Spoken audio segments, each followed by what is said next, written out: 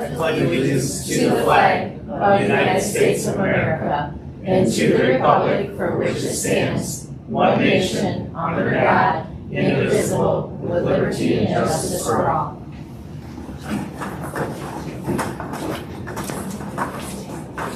It is the mission of Montague Area Public Schools to educate and inspire all students to become motivated, articulate, productive, and successful citizens for today, tomorrow, and forever. Item 3 on the agenda is roll call. Mr. Rapp? Here. Mr. Johnson? Here. Mr. Beithoven? Ms. Francis? Here. Ms. Neubauer? Here. Mr. Smith? Mrs. Dahl? Here. Item 4 on the agenda is the approval of the agenda. Moved by Tom. Support by Amanda. Any discussion? All those in favor? Yes. Opposed? Motion passed. Item 5 is a consent agenda. So moved. Moved by Amanda, support by Tom. Discussion. Please note, I'd like to pay special recognition to a couple of our resignations as they move into retirement. Sue Peterson, who has been in the district for over 33 years, was a first grade teacher. She has done exceptional work for us here in the district. And Karen Smith, who has been here for 17 years and worked with the Littles, doing a great job, most recently within our title work. So thank you to them. They're outstanding employees, and we look forward to their future endeavors. Any additional comments?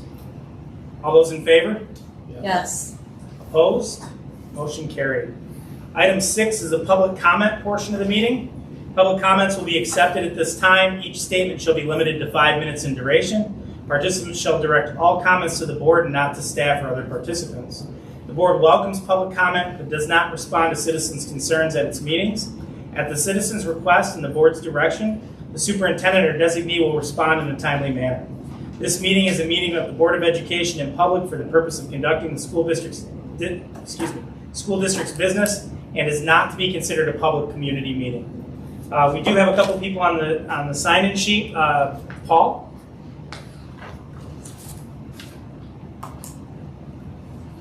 Paul Summerfield, 10265 Henderson Road. Good evening. I am here today to ask you to please look into why the elementary concerts are no longer held in the auditorium. We have been able to host them there in the past, both during the school day and after school. As a taxpayer and parent in the district, it disappoints me that my daughter will not be using the facility that the taxpayers have been paying for. In 2001, the school proposed this bond to build the auditorium after it had failed as part of a package a couple years earlier. It has raised our taxes for up to 30 years, exclusive of refunding, which is probably the way we got the performance gym without a tax increase. So now our taxes will continue at this rate for longer. I've talked to both Ms. Lundquist and Mr. Johnson about this and haven't really received an acceptable answer. I've been told there's not enough parking. To the best of my knowledge, we have been able to host all of our sporting events. This includes large wrestling meets, rival basketball, and volleyball games.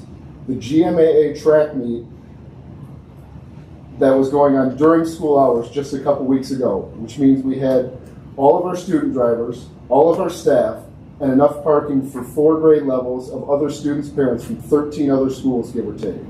Somehow we can't find parking for 1 grade level of our own student parents who pay taxes towards this facility, even though our seniors will have already graduated, leaving more available parking spots. Another answer given to me is that they want to have it during the day so the kids can attend. The middle school is able to host their activities in the evening, and those kids depend on their parents to get them there also. As a matter of fact, they have both a concert and a Whiz Kid ceremony coming up in the next couple weeks. Both of these events are at the auditorium after school. It would be easy enough for them to have these events at the middle school, considering they have a gym and a cafeteria that turns into an auditorium. Why aren't we worried about the middle school kids being able to attend these events? Why hasn't anyone thought of the fact that most parents work during school hours and will need to either take time off or miss their child's concert? The inconsistency throughout the district for these events is baffling. Teacher compensation has been brought up. Once again, this has been done for years and not stopped these events from happening. This only takes some creative thinking and shouldn't be a reason why our kids can't use one of the nicest facilities we have. Loss of instructional time can't be a reason. If you read Ms. Lundquist's SMORE, it feels like the kids are going somewhere almost every day. We have heard terms like old school used, which is just another way of saying old and out of date. We have heard terms like standing room only, which is just another phrase for overcrowded and not enough space. These are the same reasons why we got a performance gym. The gym was too old and not as nice as other schools. Not only that, but they did not have enough room. We have a nice auditorium. We should use it. We should showcase it as much as we can. As a dad whose daughter uses the Whitehall auditorium for dance recitals, I can tell you that Montague's is much better. Why wouldn't we use the nicer facility that seats more people in a much comfortable manner and has the appearance of being kept up? Instead, we think it's better to cram seats, cram folding chairs in a gym without air conditioning located in an old building that will probably be the focus of our next bond issue. That's not what I want my parents and any potential future parents to see. Thank you so much for your time. Next on the sign-in sheet is Antorino.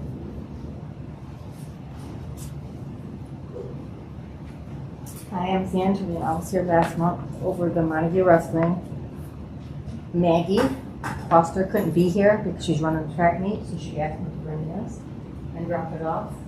And she will email everybody the same one because everything that has went through with the wrestling program is terrible. Elise Bellinger, Coach Maddox sent inappropriate messages, text messages to her, and that is why she left her son. We had her son move over to Whitehall. So all the parents in Whitehall would like to hear back to find out what's going to happen to Mr. Maddox, Chris Abig, and it's sad to say, Jay Mulder, because what they've done, which Jay Mulder even told me, harassing, he said harassment to middle school wrestlers, that's inappropriate. And I am still upset about it. And so is plenty of parents. Because when you read that, you will see that they are all upset. And we would like to know what's going to be done with these coaches and Ms. Mulder.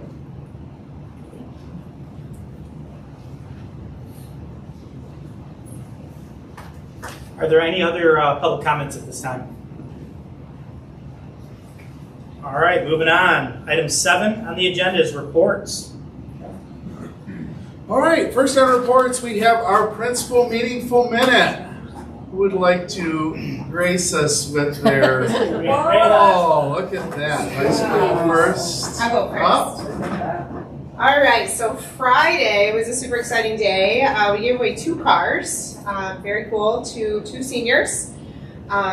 So that was super exciting. We had so many other prizes that Officer Ted Hill and Montague PD got the donations for, and it was just a really great assembly. Lots of kids left with really cool things.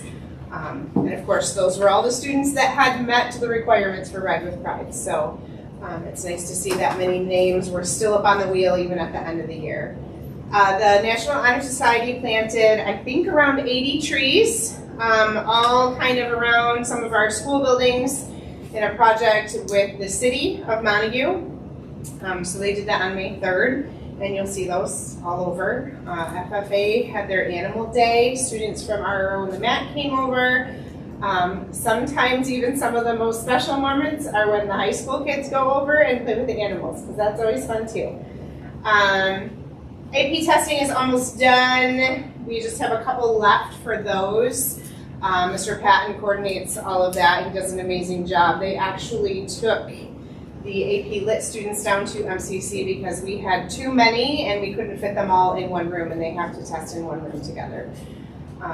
So that's a good thing for us moving forward too, that we have that many students interested in those. I believe you would have received the important dates of all the things that I went over senior-wise. So senior awards are Thursday at 6:30, graduation at 7 o'clock. The decision will be made whether that's inside or outside by about midday. The forecast keeps kind of going back and forth, so we will see. And then, it's just kind of time to finish out the year strong with the underclassmen. It's just been nice these last couple weeks to start to reconnect with kids and just have some of that family feel. There's been lots of things that have caused kind of some emotional things to happen at this time of year anyway. It's always kind of a crazy time, but just being able to sense that kids are there for each other and staff connects with students, and it's just nice to be able to walk the halls and see that connection. And take a peek at the senior lockers. The parents decorated those last week, so lots of exciting things this week. Thank you.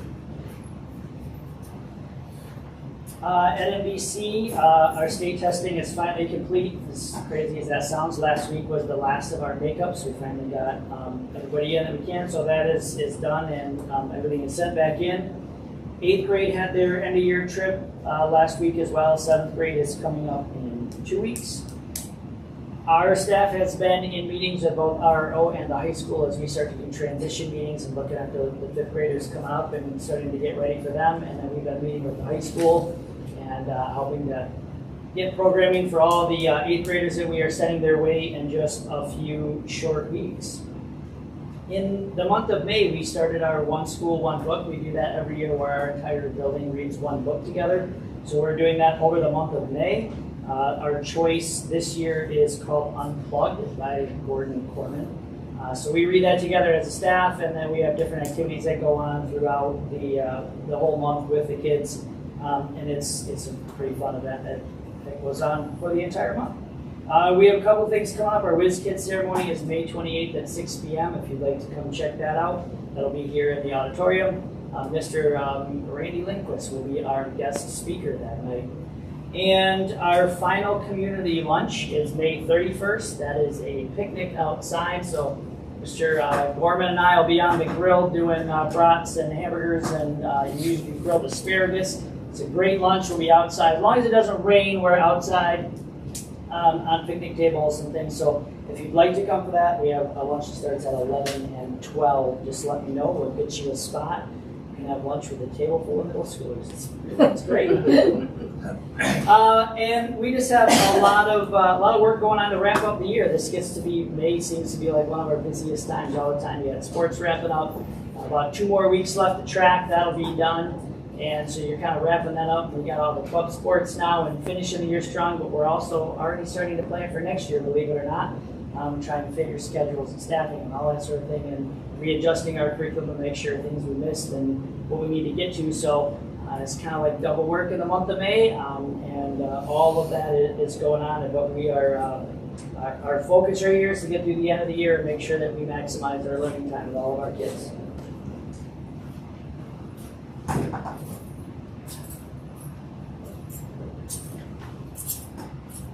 Well, at RO, we've been very busy with state testing as well. I was just telling Stacy, we actually have 1 student left to test. So we have all week to get that done, but hopefully we'll finish that up tomorrow. The 4th grade students had visitors from Consumers Energy come and do their energy presentations. They do that every year. I'm not sure if you're familiar, but it's just trying to help students to understand how they can save and preserve energy over time, like in their everyday activities and at home. We are working as a staff on our student placements. They work very, very hard to balance everything from ethnicity to gender to students who are performing high, medium, and low academically, behaviors, work ethic. Yes, we try not to put too many of one of those areas in one class and less in another, so we try to balance it. So it takes a lot of time, effort, and teachers meeting together to make that happen. Our 2nd graders have been visiting and will continue this month the Lundell Farms, which is really awesome because they offer us a grant and they pay for the transportation and the ability to visit their farms. So that's really a great outing for our students. As Christy mentioned, our 1st graders went over to the FFA Animal Day, and that was really fun to hear about from the students. And also, our students participated last week on Friday of clapping out the seniors when they came over for their senior walkthrough. It's something that they look forward to every year. Our fifth graders went to the Whitecaps game last Friday in Grand Rapids, and this was a culmination of their March's Reading Month. They read all month and earned the ability to be able to go. So the tickets for the students were free. We just had to pay for the busing, and we had parents go along as well. And then just today, the fifth graders had a chance to try out those instruments to see if they're interested in being in band as they head over to middle school. So trying out which instrument is a better fit, do they want to be in band, do they not want to be in band, so all those fun things were being talked about. Our Girls on the Run participated in the 5K event last Saturday, and our fabulous PTO spoiled us last week for Staff Appreciation Week with food and just fun items, and a big shout out to Big John's Pizza, who fed us both the mac and our one of the days, I can't remember what day it was, but it was really good. And they provided all of that. And then last but not least, our 35J grant that we've been talking to you about, Jen and I have been talking to you about the literacy grant, that finally got approved, and our budget got approved. So we are on the road to making that happen. So thank you so much.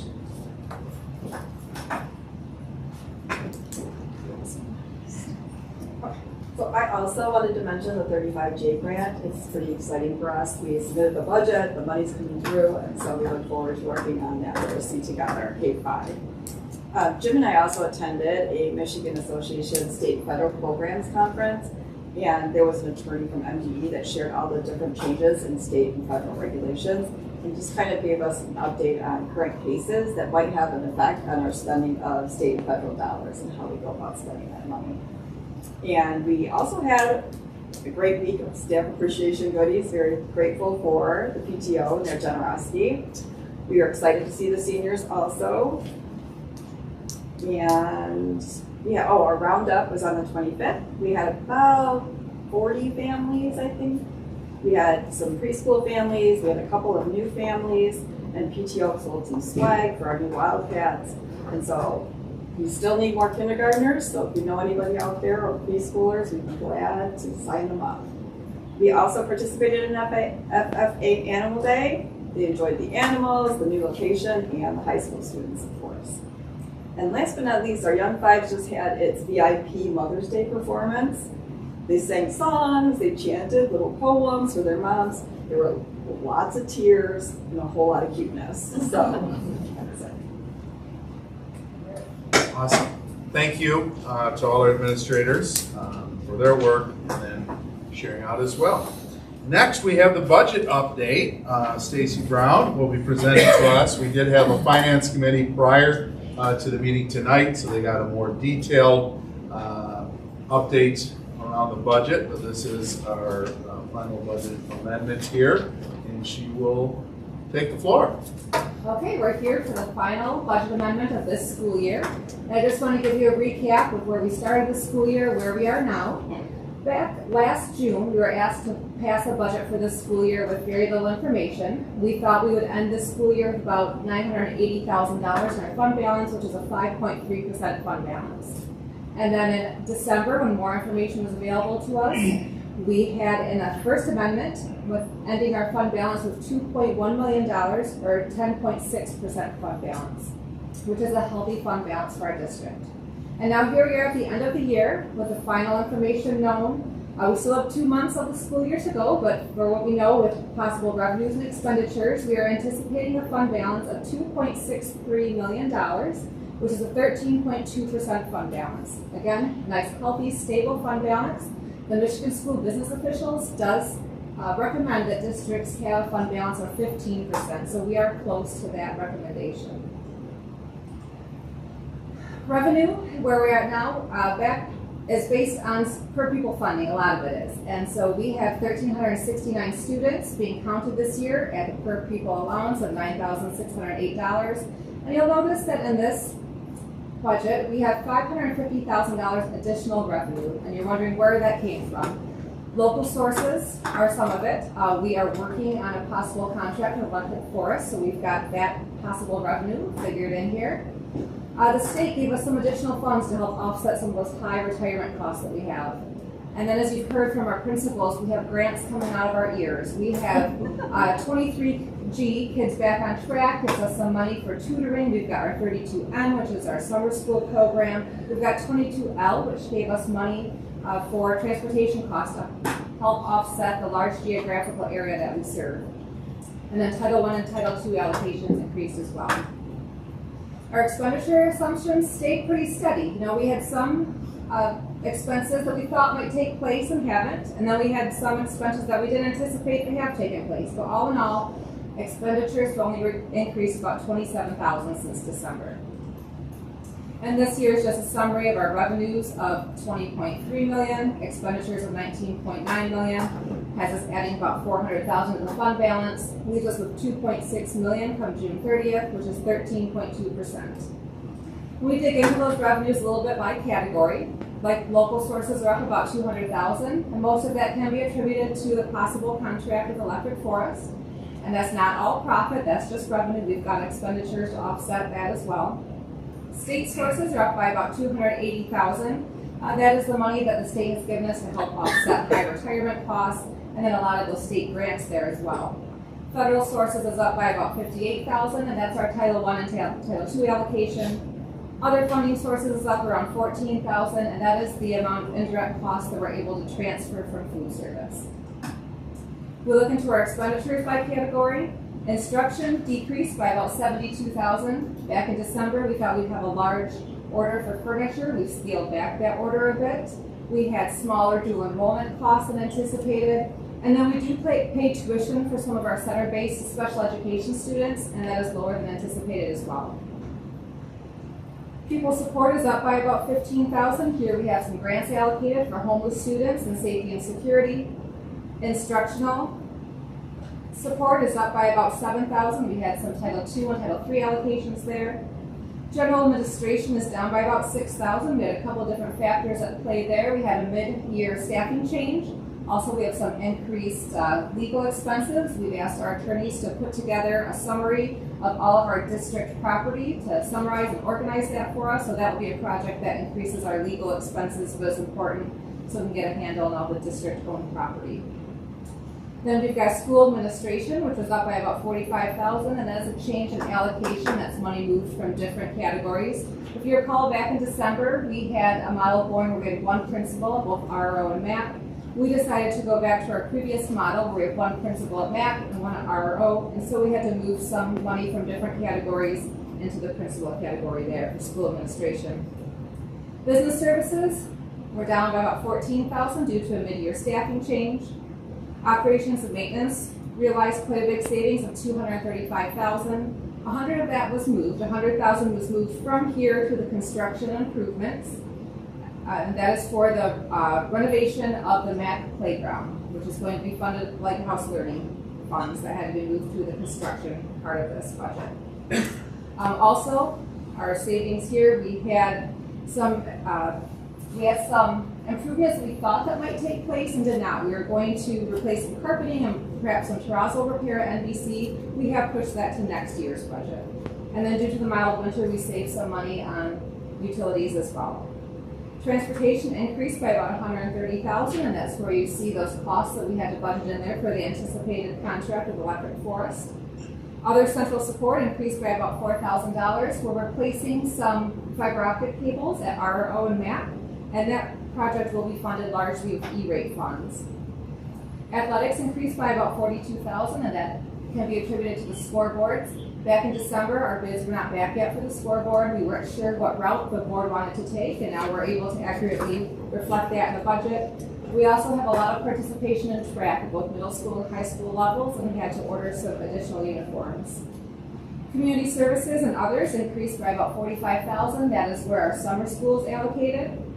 Construction and improvements increased by about $100,000. That was moved from operations and maintenance to here. And we have 3 projects in that category. The first is the resurfacing of the MAC playground, which was funded with grant funds from the Lighthouse Learning Grant. Then we have our upgrade to safety and security cameras, which was funded with safety and security grants.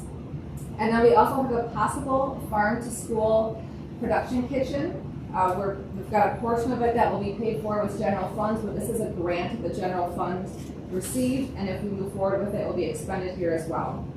Other financing uses increased by about $6,000 due to the indirect costs we're able to recover from Title I and Title II.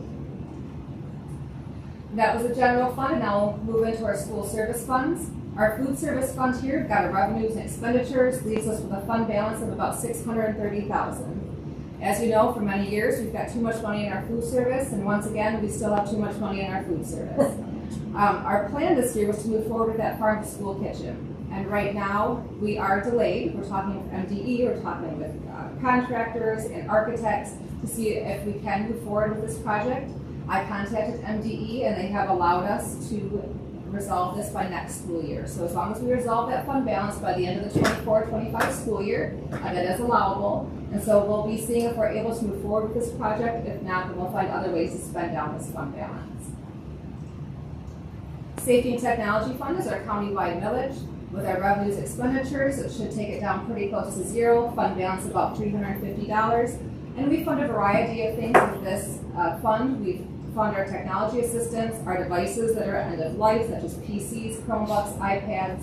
We have some audio systems in classrooms, and then a lot of software licenses throughout the district as well. The Scholarship Trust Fund, we have 4 scholarships that are still housed here at the district. Everything else flows through the Muskegon Community Foundation. We have Griffin, Flynn, O'Connell, and Trevino. Each year we anticipate a donation of about $500, and then we anticipate that the scholarship committee will decide which student to distribute this to. Leaves us a fund balance of around $28,000. Moving on to our student school activity funds. These are funds housed in the buildings that students fundraise for fun events and activities and supplies. They fundraise for them and they spend money on all of those things. We anticipate money in is money out. Leaves us with about $138,000 there. And while we don't have to make a formal budget for the sinking fund, I'd like to keep you updated. Currently, we have $565,000 in the sinking fund. Our next project will be approved tonight by the board. We have an HVAC heating and cooling upgrade at RO that is planned to take place the first week of August. It's going to take that long to get all the equipment in, and then once it's in, they will install it right away. And then our next project on the horizon would be an upgrade to all of our fire suppression systems throughout the district. We need to bring all those up to a new code. And so we will be working with architects and contractors to get specifications drawn up so we can go out for bid, hopefully by this fall. And then of course we'll look at ongoing repair and upgrade needs throughout the district. So while we've made this budget, we're already looking forward to next year's budget, which we'll hear about next month. And there's a lot of things that we take into account. The first is per pupil allocation. What does it look like? Right now there's 3 proposals out there. From what we understand, nobody's going to have their mind made up by the time I have to bring this budget to you. State categorical funding, again, 3 different proposals, all these different things that could happen. Is it going to stay steady? Is it going to be reduced? Are we going to get more? Nobody knows. Student enrollment, what does that look like? We have taken a look at all of our class sizes, and it looks like we will have smaller kindergarten classes versus what we are graduating. So we'll need to take that into account as well. We have upcoming contract negotiations. How will those negotiations with salaries and benefits impact the budget? Ongoing building repair and maintenance costs that are not covered with the sinking fund. And through it all, we want to stay conservative and be fiscally responsible for the district. Are there any questions or comments on the budget? Amazing. Thank you. Any questions for Stacy? As usual, another wonderful job by Stacy Brown with her presentation and all her work in the budget. Obviously, there's still a lot of unknowns moving forward, but we'll navigate as we have in the past, continue, and we'll talk more about that later in the board agenda here, but then at June's meeting as well. Moving on to superintendent comments, I have MASB board superintendent evaluation training. MASB just recently completed the necessary adjustments to both their evaluation instrument and training program to reflect the latest legislative changes. So with that, trainings will need to be completed by September 1st. So we will need to have a new board training. I know that it is riveting to you, but it will be a new training that needs to take place. So we will be sending out some information to get how we want to do that as a group. It might not be able to be on a Monday. In some conversations on what that looks like, we could go to a place like Muskegon ISD is holding a training. There are different opportunities, or we could hold it as a board. So I will be sending out some information to you as to what a preference might be for you, and then hopefully we will get that as a consensus amongst the group. Maybe we'll have Rod Green come back and work virtually with some of us on that as well, or in person in that training as well. So please note the training takes approximately 3 hours to complete. It says that there is an online option for board members, but they say that it is that they can absolutely not make the in-person training. So I'm trying to just really have an understanding what that is, because we maybe have just a virtual opportunity for you as well to complete as well. But we'll have more information of that. Please look for an email around what would work best for you in that process. We do have a new hire in the district. RO LREA Sherry Myers is joining us. She has experience at Whitehall Public Schools. Moving into other, just please note, high school graduation 7 p.m. on Friday. We will have a location out to you, but please plan on showing up at least 15 minutes early.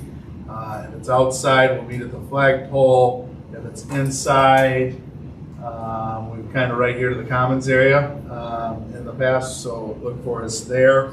We will then work together and process in. Hopefully that sunny skies are ahead and we'll be outside, because that is a much more enjoyable setting. Mrs. Thoman also talked around the awards ceremony Thursday night at 6:30. If you're looking for an award ceremony or would like to attend, please let me know on that. And then teacher appreciation was last week, and I'd like to make sure that the board knows and the district and community knows that we truly appreciate all the work that our educators do here within the district. They do an absolutely marvelous job, and their continued support for our students and this community as a whole is truly appreciated. And that is it for superintendent comments. All right. Item 8 on the agenda is new business. We've got a few items we need to address here. Item 8A is consideration of approving budget amendment 2. Stacy just talked to us a little bit about that. The suggested motion is to approve budget amendment number 2 for the 2023-24 budget as presented. Support. Moved by Amanda, support by Tom. Discussion. So just please note, obviously we were planning originally at a 5.3% fund balance of $987,000. At the first amendment, it moved up to $2,103,000 for a 10.6% fund balance.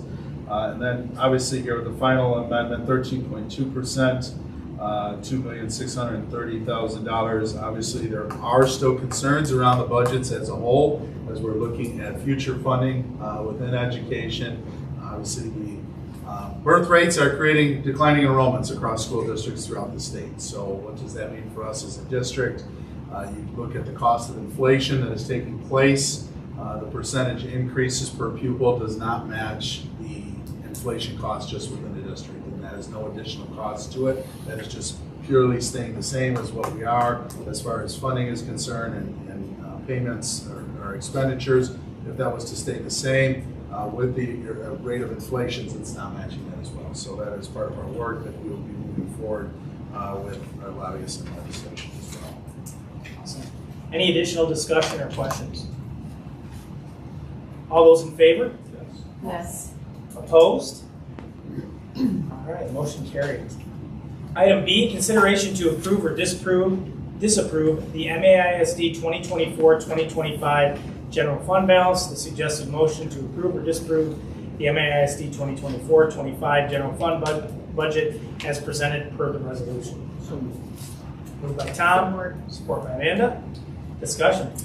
So the MAISD ended the year with a 9%, the 22-23 year with a 9% fund balance. This year with the 23-24, it is looking like it'll be an 8.17% fund balance that they will be finishing with. They are proposing within this for the 24-25 school year a fund balance of $7,157,000, which is a 7.84% fund balance. So if you have any other questions around that, please let me know. But the ISD has shared, and we've shared the documents within their budget as well. And What is our role in regards to approving the ISD budget? Does that make sense? what is our role? Yeah, so if a district disapproves it, what does that mean? Means they need to give us more. I mean, I'm No, it's a good question. yeah. That is a great question.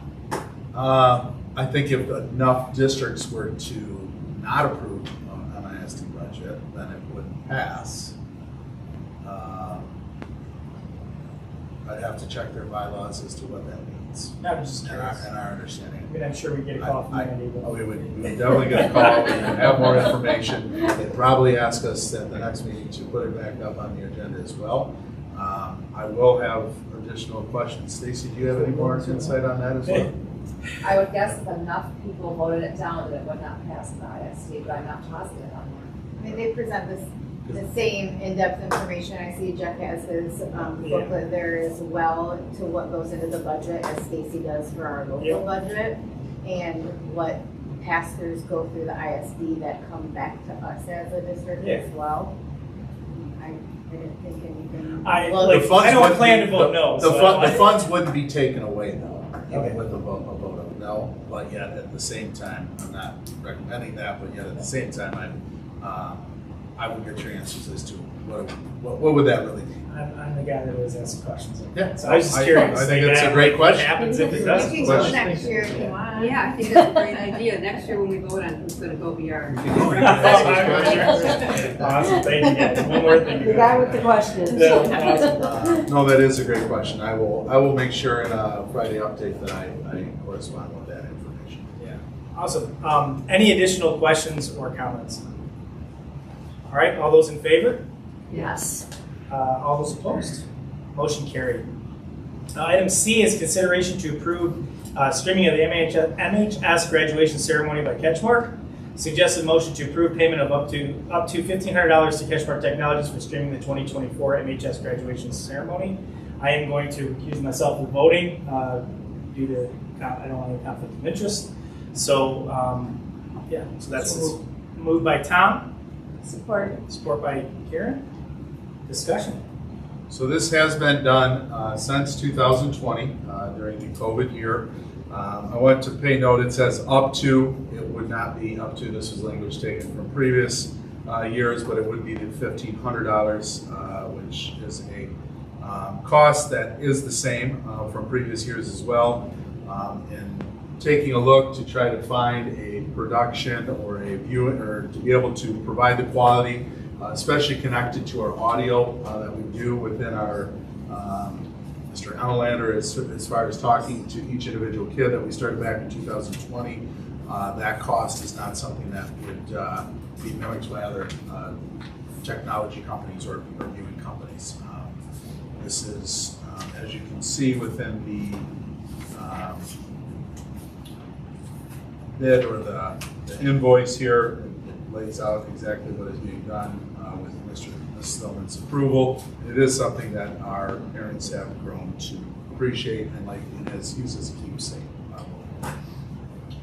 Is any thought, and I'm not trying to take any this way, is any thought been given to possibly starting developing some type of audio-visual club or class so that the students can do it themselves? Yes. And we don't have to pay CatchMark every time they film something? Yes. We have started around the music side of things as an elective class. At the middle school, they are starting to do podcast work within their students and their staff as well to start drum this interest to, and someday hope to have more of we have our auditorium crew that runs some other audio visual, but to grow a larger group of students that would like to do work around this as well. I do think that also, I totally agree. I do also know that CatchMark is more than willing to have our students help and assist and work with their crew in any of the things that they do to help learning within that process as well. And I think you're 100% correct. I think I would love to have a class that does this all, and I would think that CatchMark probably would like the same thing, or any of the technology video streaming companies, or because it's future employees. We used the to more have knowledge that they for sure would do. But as we need to find the correct staffing to make sure that we're providing that as an elective class at the high school. And as we're learning and gaining knowledge both at a middle school and our high school, that is something we do. As well as purchasing equipment. That'll be a cost. Yeah. So we do, there is through with the ISD, and I'm blanking on the name right now. Yep, Ben Kolb, and the communications director, and he is working with staff to help them learn more around the technologies and to be able to help start producing some of these things ourselves, which then would get a student group associated with that as well. Dave Feuerstein and Mr. Gorman are currently our representatives that are working with that group and Ben at the ISD to help start that process moving forward. Ben with the MISD will be at graduation as well to see what we do as a production here around graduation. He's also going to be doing other things throughout the district as he's looking to help Kate, Dan, and produce this almost visual of what we do here at Montague Public Schools as well. Stakes just went up, Court. You better be on your game. I have a question, just so I don't leave it as a question mark. When I look at the live production, 7 hours, is that 7 hours between the two people? The Yeah. two-person crew? Yeah, yep. Yep, for sure. Because graduation's not going to be 7 hours, right? No, two people. No, Yeah. right. As Especially if it's cold out, Christy right? knows, that 1 hour mark is what we're looking to accomplish graduation. There's a lot that goes into that Gordon's And already know I that. did figure that wasn't just the live portion of it. I think there's a We're usually there, but- an hour and a half, 2 hours early, an hour and a half late, stuff like that. So, Okay. Do you have, can you get the numbers of the people that actually watch it? Yeah, absolutely. Yeah. I'm just curious Oh, yeah, how yeah, many absolutely. times it actually gets Absolutely. watched. Absolutely, yeah. It's a little subjective. Live viewers are always going to be a little bit low, and once the video's online, what you see is viewing just continues to go. A lot of times, like Jeff said, it's more memorabilia for parents. They can go back and watch the graduation 3, 4, 5 years from now on the channel kind of thing. So, but yeah, absolutely, we could go back and pull numbers and get you metrics and all kinds of stuff. So, yeah. Can tell you what states, countries, demographics, all that stuff. I would like to say we are willing to help in whatever way we can. If the video club is something, I mean, from the spot of leading it to helping in whatever we could. We're all in on that. This is what I would say to that. We've seen some other districts. We've worked with a lot of districts on this stuff, and it really does take a staff member that is knowledgeable and really has a passion for it to keep it going. Fremont High School had a phenomenal production. They got a studio in all 9 yards. They had a really great teacher when the school was new school was being built. The teacher since retired, and it's kind of now just, you know what I mean? So there's some of that stuff you definitely have to have inspired staff to do. Any additional discussion or questions? All those in favor? Yes. Opposed? Motion carried. Item D, consideration to approve the quote for HVAC upgrade to the RRO Elementary. Suggested motion to approve the bid presented by Hearst Mechanical in the amount of $256,034 for the upgrade of the unit ventilators at RRO Elementary to be paid from the sinking fund. Moved by Tom, support by Amanda. Discussion. So this went out for bid. We did only receive, although we had 3 different companies come through to walkthroughs, it turned out that only one company did make the bid. It is a good price that we are happy with. It's less than what we had originally anticipated. So we're excited about that. As far as timelines, they are already working on, if approved should have, we've got a process that, if approved, they've already sent into their manufacturers as far as the devices that they'd like to put on the wait list. And with the approval of this, that would move forward. The units should be here the last week of July, therefore an installation on the first week of August. We say it should take a week and a half, so by the second week of August we should have air conditioning in the upstairs of RRO. So that's pretty exciting, as well as the start of the school year can sometimes be warm. Any additional questions or discussion? All those in favor? Yes. Opposed? Motion carried. Item E, consideration to approve the purchase of radios. To approve the purchase of radios, suggested motion to approve the purchase of MPSCS, Michigan Public Safety Communication System, emergency radios per the State of Michigan contract from Crouch Communications up to $47,940.24 to be paid from the Section 97 and 31 AA safety grants. So moved by Tom. Support by Amanda. Discussion. All right, with connection to Muskegon County Schools, this was a initiative across the county in collaboration with law enforcement. Former Chief John Gale, who now is with the ISD, brought in some individuals as far as using the 800 megahertz radios within school districts. Kent County and Ottawa County have already moved forward in this process. So what you see here is a quote to move us in that direction. And obviously it's not something that we necessarily have for all facets of our district, but it is looking to purchase 6 base stations, which would be at a desktop area. We would look to put those in the 4 school buildings that we have, as well as 1 in central office and 1 at the bus garage. And then the purchase of 6 handheld radios as well, being 1 for each of the buildings, and then 1 at central office and 1 at the bus garage as well. At this point in time, and talking with other school districts, that seems to be the direction that most are heading in those matters. Obviously, as time moves on and funding is available on some of the safety components, we could move forward possibly with more purchases after we see how this use. And obviously, the unfortunate part is, which is really, I guess, fortunate, is you don't really know unless you're in that emergency situation. And so with the 800 megahertz, it has direct connections, not only to other districts, but law enforcement, the 911. There's a button right on the actual handheld or the base station that you can hit, and it automatically goes to the 911 operator, which then can pick up on the sounds and things that are taking place. So it is truly for that emergency setting in that process.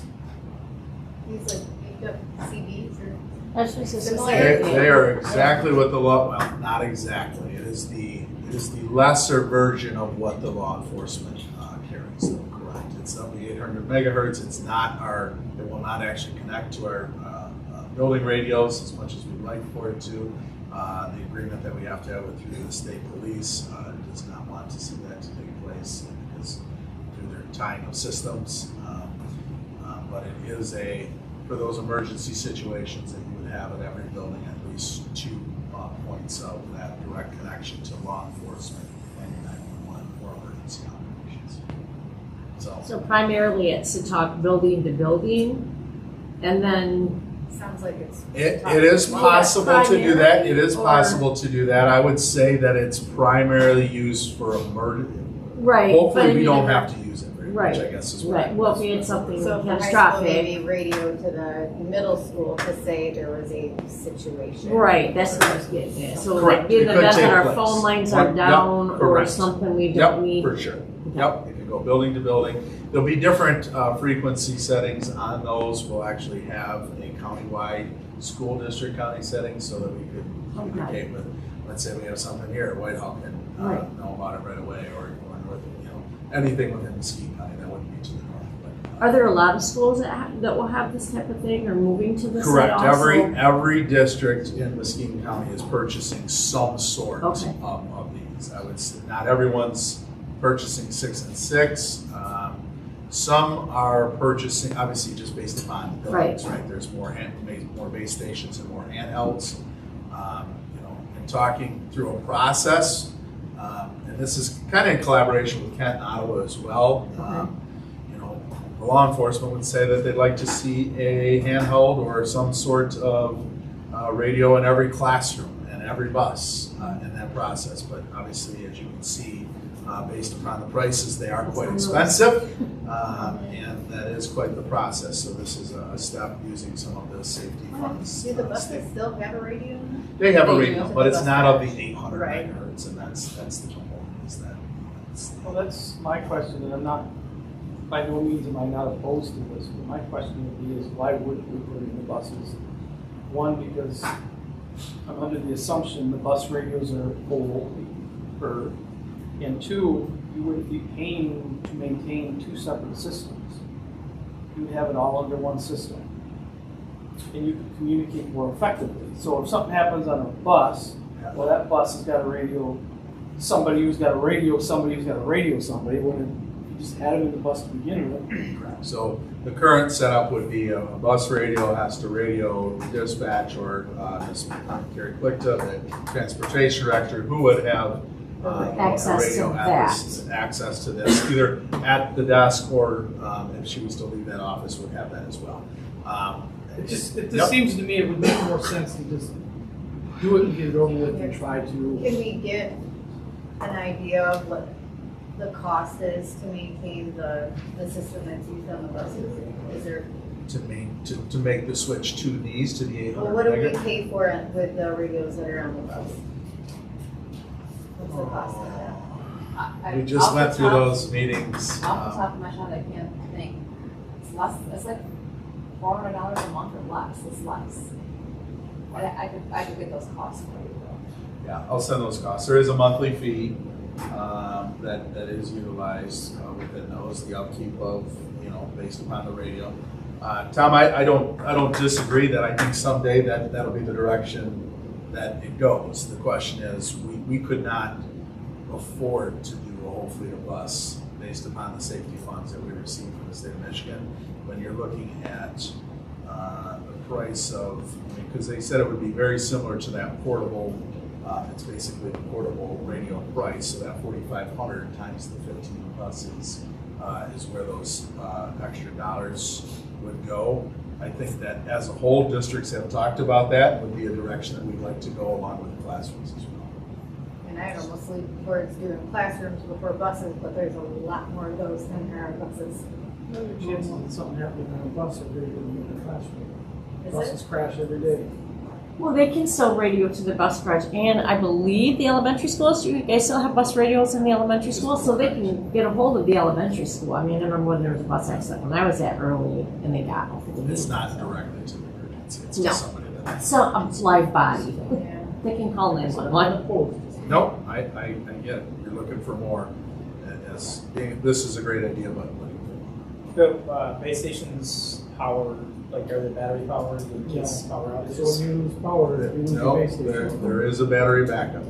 Not for a long period of time. You wouldn't have them forever, but there is so it is plugged in, and then has a backup life.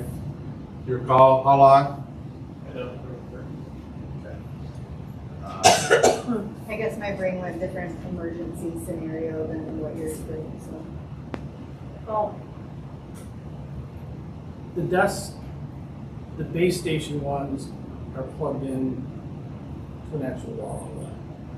So you're saying they have backup power? There's some backup, battery backup Like power it to them for a certain period of time. No, Okay. I don't. It wouldn't be more than 24 Your hours. portables are gonna be like your cell phone. Your battery's Stay gonna on start charge. chirping and you're gonna have to recharge it.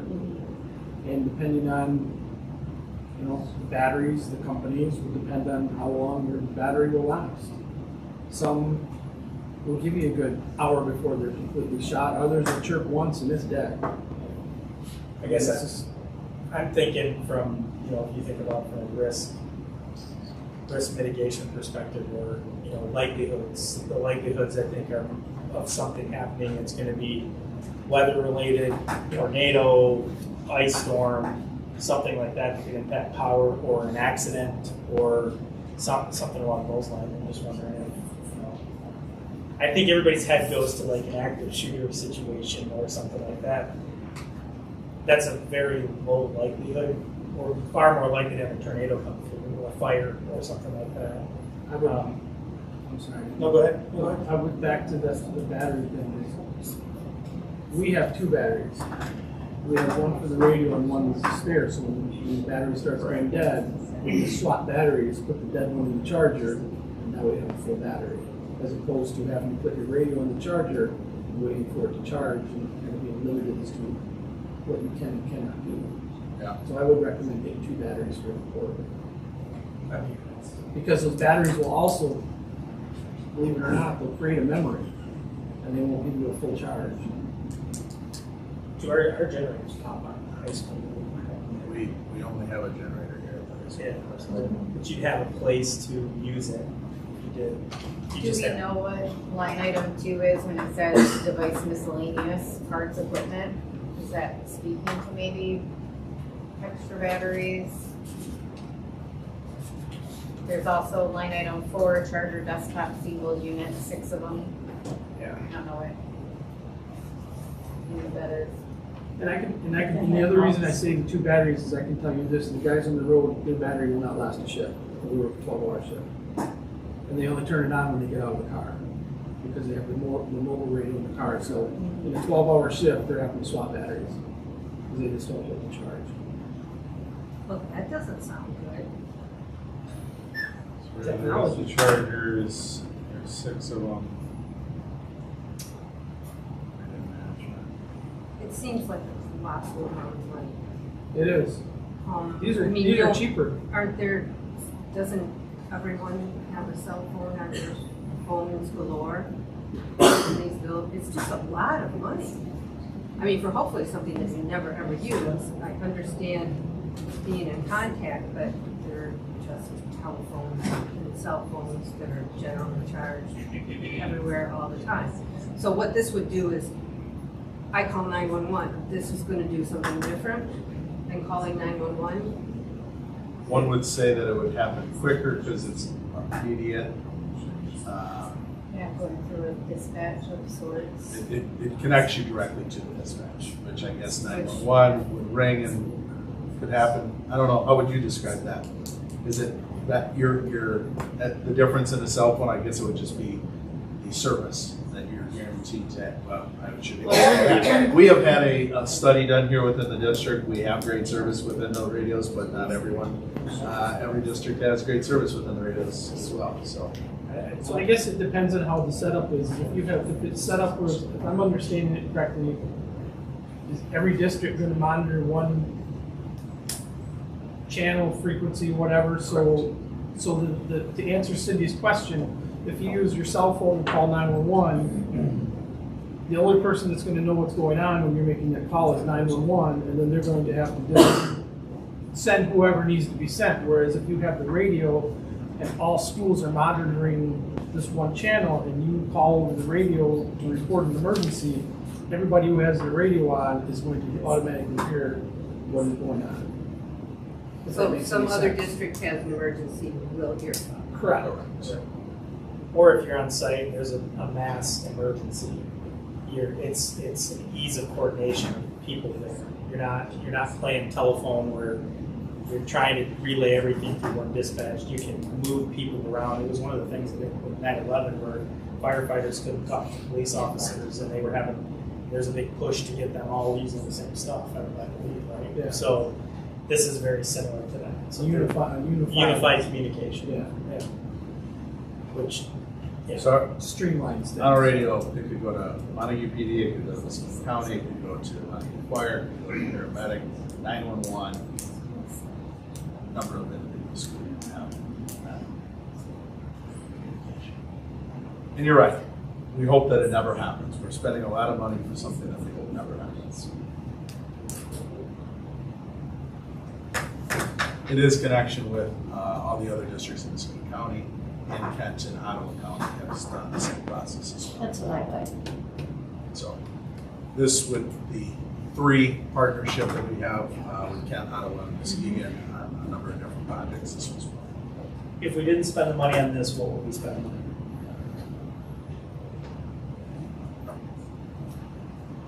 I'm Plenty of sure other the things. list Plenty- is plenty- endless. I know. Plenty of other things. Yeah, instructional things. Well, No, no, not it's necessarily. safety. It's gotta be It's gotta be. purely for safety. Mhm. Yeah, tech or safety. Tech doesn't have to be just safety. Or does this? This one actually has to be just safety because it's the 31AA safety grants. Now, cameras could be part of safety, which we are utilizing some of the dollars for as well. So that's the tech side of it, I guess. There's other tech related to safety as well, but What's the recurring cost on this? There's gonna be a maintenance that they're gonna charge. there is another monthly fee. I was looking and I saw a couple things, but I don't know if it was, because I think that's probably as important as the initial capital investment. So there's a $250 per activation fee originally, and I believe, once again, my number, This is 3-year essential service. Are we getting 3 years built in for the initial cost?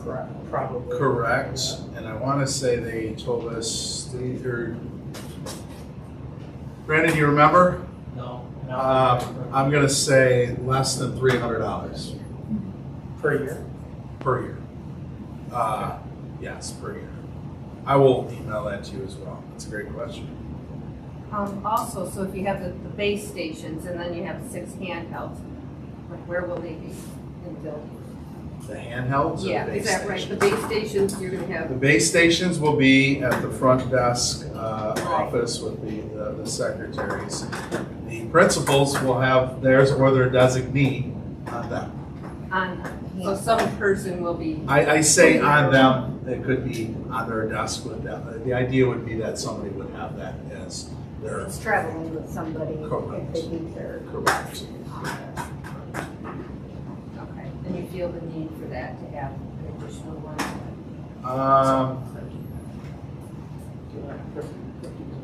I would think that in an emergency situation, we would wish that we had that. Because it's the immediate, usually within a base station, but when individuals go to that place or situation, it would be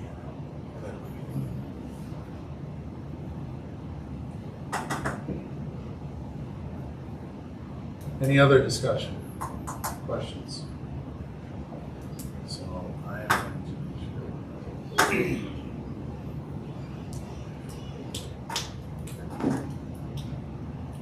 Okay.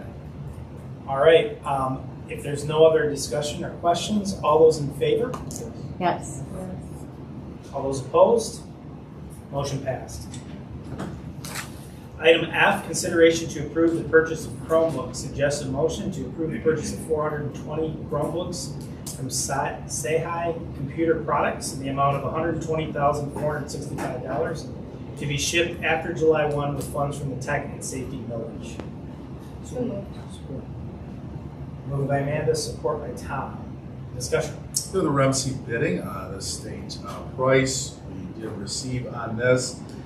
This is a process to start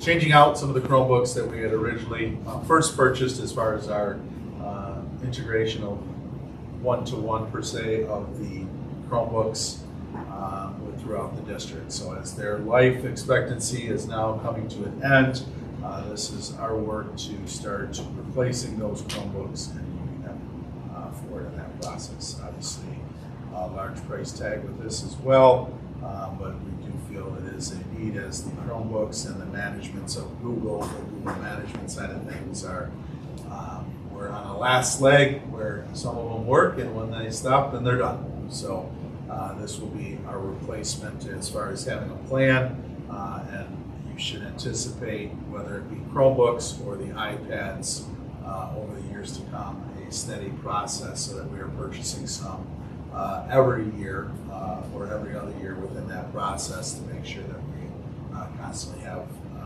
technology that is moving forward. What do we do with the old ones? Couple different things. Recycling, although we do not, you would think that you get money for that, but you really don't.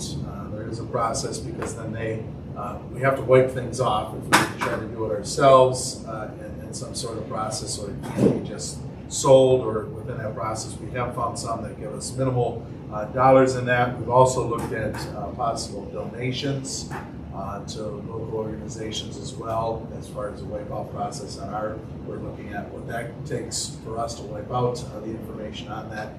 But looking for those that are maybe less fortunate to look at donations, because the dollars aren't really there that we're receiving back. It's almost just as expensive as to go through that process.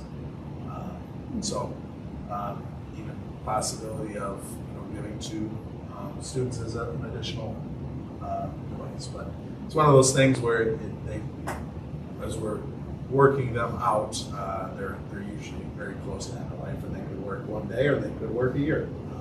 That is unknown. So, are the devices wiped now when they go from student to student? So like Owen graduates, he hands his in. So at the end of every year, when the graduate students, their wipes done for a new set of students that are going to be using that. Yes. So they're at the end of so we do have a mechanism to process to do that. Correct. But yeah, I mean, I'd just like to say I just did the math on it. It's $286.80 for a device. That's cheap. I would think that that's a pretty good price, and it's, I'm a technologist, so I think these are kids are going to be living in this part of the support. Any additional comments or questions? All right, all those in favor? Yes. Opposed? Motion carries. Last item G, consideration to approve staff member leave of absence. The suggested motion to approve a leave of absence from Chelsea Bender. Moved by Amanda, support by Tom. Discussion. So as you saw in your packet, Ms. Bender, who is a chemistry physics teacher here at the high school, this year was a little different for her, as she was out on some leave earlier in the year with the birth of her child. There has been some medical changes or things that have taken place with her child, and this is just a hope to take a one-year leave of absence in that process as she works with her family moving forward. This does make it a little difficult. You obviously, as the board, have to approve this in this process. It does make it a little difficult, as Matt Rattray was our other chemistry physics teacher that we had for a period of time, who was also on a leave of absence for the unknown future. And per law, we have up to 5 years to hold that position as his military duties had him working with SpaceX. So encouraging of him as well in that process. So it does put us in a little bit of a spot where chemistry and physics teachers aren't out there all over the place. So we will be working through that process and trying to find the best situation. Is that your recommendation? It would be my recommendation. Obviously, it does should be questioned around a precedent setting, just as far as the district is concerned, as far as any individual putting forth a leave of absence if they're going through a difficult time. I think it would depend on the setting or even the position sometimes. And I know that that's not always fair to say, but yet I do think in it, there's not a lot of great AP chemistry and physics teachers out there, and I think Chelsea Bender is one of those in that process. And I think that she is a graduate of Montague High School and done some great things while here, and just going through a situation that she likes to move forward from. From the mechanics of this, so we approve leave of absence. You have to hire. She's out for a year. She comes back. What happens to the teacher? The teacher you hired knows it's a temp position.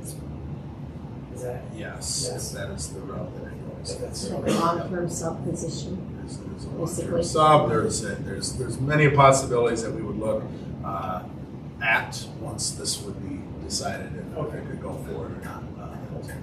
hire a one-year teacher with the idea that it may turn into more, you never know, or the process that it would just be a one-year commitment. There are permanent sub options that we can do through the state. I would say that that is a difficult position, and there are other people in the district that can teach this class as well. Okay. All right. Any other questions or comments? All those in favor? Yes. Opposed? Motion carried. Item 9 on the agenda is closed session for superintendent evaluation. Roll call. Need a roll call? Do you want to close session? You just, oh yeah, we don't. You can just come out right now. Yeah. Needed to go in. All right. Ms. Mugar, Yes. Ms. Dahl, Yes. Ms. Francis. Yes. Mr. Johnson. Mr. Ray. Yes. All right, students, you can come up and get your agendas signed.